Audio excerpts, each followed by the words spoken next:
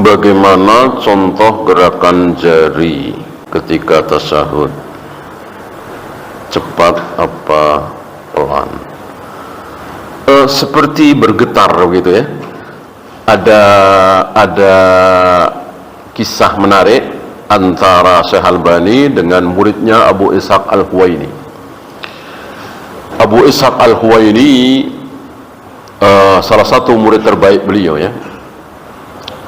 Kemudian pada satu ketika sholat bareng, jajar. Nah kemudian Abu Ishaq ini yang cerita beliau, Abu Ishaq Al-Huwaini muridnya ya. Mungkin antum pernah saksikan videonya. Nah Abu Ishaq Al-Huwaini menggerakkan jarinya saat tasyahud itu seperti ini. Seperti ini ya. Beliau memahami ya, wa yuharrikuha, menggerak-gerakkannya. Dan satu gerakan itu kan lebih menyakitkan setan daripada setan itu dipukul dengan besi. Asyaddu 'ala syaitan minal hadid. Maka seperti itu. Selesai sholat, Syekh Albani bertanya ya, bukan negur. Ini luar biasa ya, akhlak seorang guru, akhlak seorang yang berilmu, padahal ilmunya kan jauh lebih tinggi ya, namanya guru terhadap murid, tapi bertanya bukan negur ya. Hal tara minas sunnati syai'an, apakah engkau tahu sesuatu sunnah atas engkau menggerakkan seperti itu ya. Kalau bahasa kita ada barangkali engkau tahu dalilnya gitu, kok menggerakkannya seperti itu. Dijawab oleh Abu Ishaq dengan jujur, nggak tahu, kecuali yang aku baca di sifat salat Nabi yang kutulis, bahwa Nabi wa yuharrikuha wa yad'u biha, Nabi menggerak-gerakkan jarinya saat tasyahud dan Nabi berdoa. Di dalam tasyahud kan ada doa sebelum salam. Cuman itu.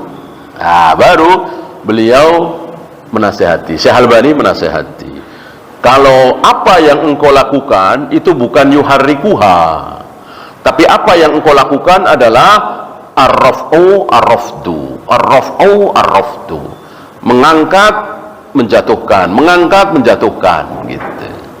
Yang yuharrikuha adalah tidak terlalu ke atas, tidak terlalu ke bawah ya, istilahnya bergetar gitu ya. Dan ini menyakitkan syaitan, dan ini hal yang gaib karena keluar dari lisan Nabi SAW. Kita hanya bisa mengimani dan mengamalkan,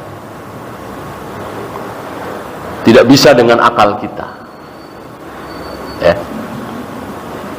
Kalau akal ya cuman begitu saja kok sakit ya. Nah, itu akal.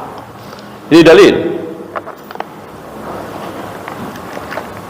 ya, seperti antum pernah dengar kan, gelas yang tidak ada tutupnya, engkau cari tutup nggak ada, maka letakkan kayu kecil atau seperti ini ya, sambil baca bismillah, maka syaitan tidak bisa mengangkat.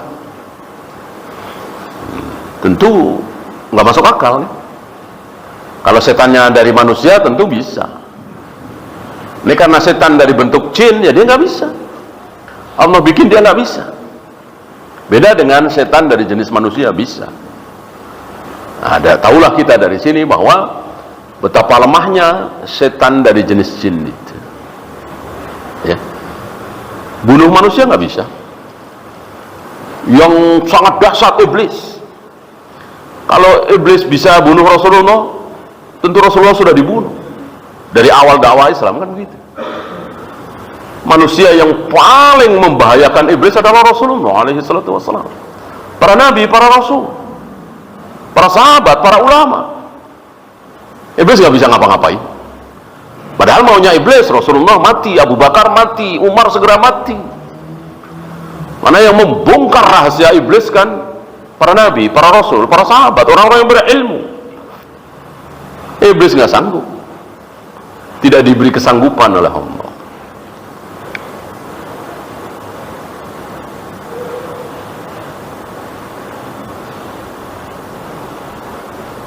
apakah benar surat Asy-Syu'ara adalah surat tentang musik?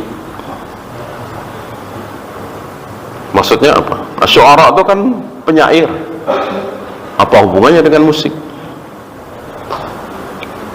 Bahwa musik haram sudah diharamkan. Yastahillunal hirra wal harira wal khamra wal ma'azif. Kelak akan datang satu kelompok kaum muslimin, di sabda Nabi ya, yang akan menghalalkan sutra, akan menghalalkan zina, akan menghalalkan khamr, dan akan menghalalkan ma'azif. Ma'azif alat musik. Berarti empat-empatnya haram, dihalalkan oleh sekelompok kaum muslimin di akhir zaman. Rupanya yang disabdakan oleh Nabi 1400 tahun yang lalu kita sedang saksikan hari ini.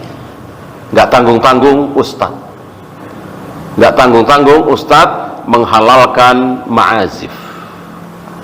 Kalau khamr saya kira kita belum temui ya. Ya mungkin di beberapa tempat, atau mungkin dengan dalih, oh ini nggak apa-apa nih gitu. Yang haram itu kan kalau yang mabuk, ini kan nggak mabuk, cuman sesendok dua sendok mungkin. Sutra sudah mulai ya.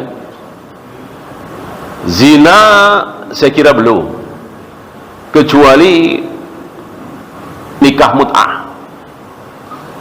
Kalau yang dimaksud nikah mut'ah ya sudah. Ada orang yang menghalalkan nikah mut'ah, padahal nikah mut'ah sama dengan zina. Jelas, nikah mut'ah sama dengan zina karena haram.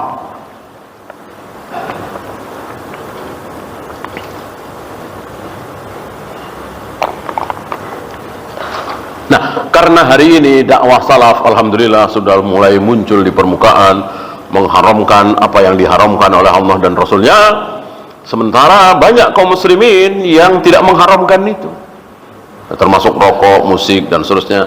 Maka mereka membela diri ya sekenanya, ya termasuk ini sekenanya. Surat Asy-Syu'ara kok musik bagaimana? Puasa qada dulu atau puasa Syawal dulu jika waktunya mepet? Seandainya memang tidak ada waktu, insya Allah bisa. Secara hukum asal tentu yang wajib didahulukan. Mungkin utang 3, puasa Syawal 6, jadi 9 kan mungkin cukup. Tapi karena satu hal mungkin nggak cukup, insya Allah boleh. Wallahu a'lam. Ada lagi? Ya. Oh iya, ada. Oh enggak.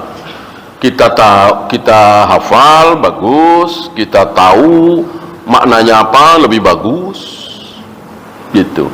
Kita amalkan, itu yang terbagus. Yang sedang kita baca lagi kita amalkan.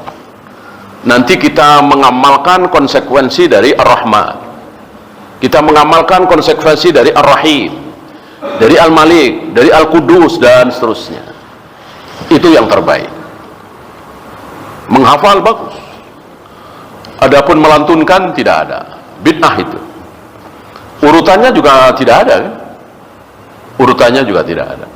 Bahkan 99 itu tidak disabdakan oleh Nabi bahwa 99 Asmaul Husna adalah ini. Itu bukan berdasarkan sabda Nabi alaihi salatu wassalam, tapi ucapan perawi. Dalam istilah hadis terkenal dengan istilah hadis mudraj. Man ahsaha dakhalal jannah, barang siapa yang mengaksa nama-nama Allah dijamin masuk surga. Sampai di situ sabda Nabi. Nah, kemasukan ucapan perawi. Adapun 99 Asmaul Husna adalah ini.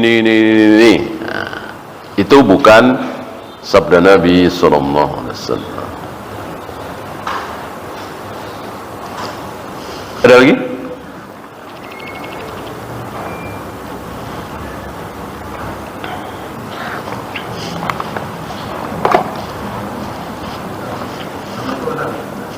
Ya.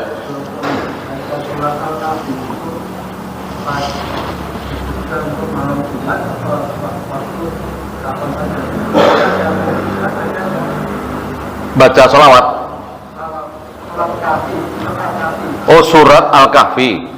Mau baca surat Al-Kahfi tentu kapan saja boleh. Nah, seandainya mengkhususkan malam Jumat, boleh, tidak bid'ah karena ada dalilnya kan. Yang ada yang bid'ah yang surat Yasin, karena nggak ada dalilnya. Ada dalilnya tapi dhaif gitu. Adapun Kahfi insyaallah sahih ya, boleh mengkhususkan. Kalau tidak mengkhususkan ya terserah.